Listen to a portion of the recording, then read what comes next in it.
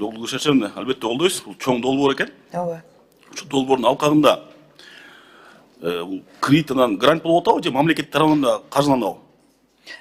Бул жерде негизинен 15 миллион доллары бүткүл дүйнөлүк банктын гранты болуп эсептелинет. ЭБРдыкы 10 миллион доллары өтө жеңилдетилген кредит болуп эсептелинет. 7 жыл төлөнбөйт, андан ары 25 жыл кыскартылган программа менен төлөнөт. Мамлекет тарабынан каржыланбайт. Мамлекет тарабынан софинансирование жасаса болот, жетпеген жерин сурайбыз. Бияка жазылып турат да 1 миллиард 600 миң доллар деп турат мамлекет тарабынан. Карап коесузбу?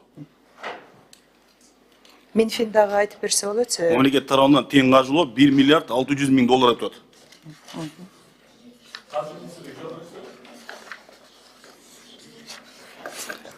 Ламбет Бач, бул негизинен налогторго каралчу каражаттар да, республикадан. 1 миллион 60 миң. 1 миллиард деп турат.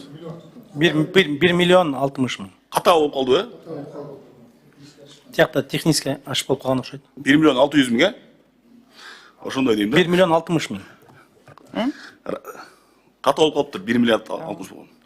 Кечирим. Долбоор шашырында Нарын облусу боюнча кайсыл жатак мектеп каралды? Азыркы учурда Асанов атында. Үсүн Асанов, Ооба, ошол абдан заманбап окуу жай. Заманбап болот толугу менен, Бул инфраструктурасы, лабораториясы, экинчи мазмуну, анан айлык акысы да өзгөчө болот, өзгөчө статус берилет. Кимдер окуйт ошол жерде? Ошол жерде мисалы үчүн 6-класстан баштап каалаган бала ошол жерге тандалып келсе окуйт.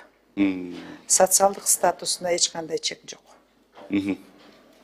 Ошол мектеп өзүңүз билесиз, жетим, толук жетим, жарымда жетим болгон мектеп болот, жатак мектеп. Алар кандай болот? Алар бүтүп кете берет, аны эч ким Алар окуй берет. Окуй берет, бирок ушул баштап жаңы өкмөттүн токтому менен жаңы моделдерди кабыл алабыз.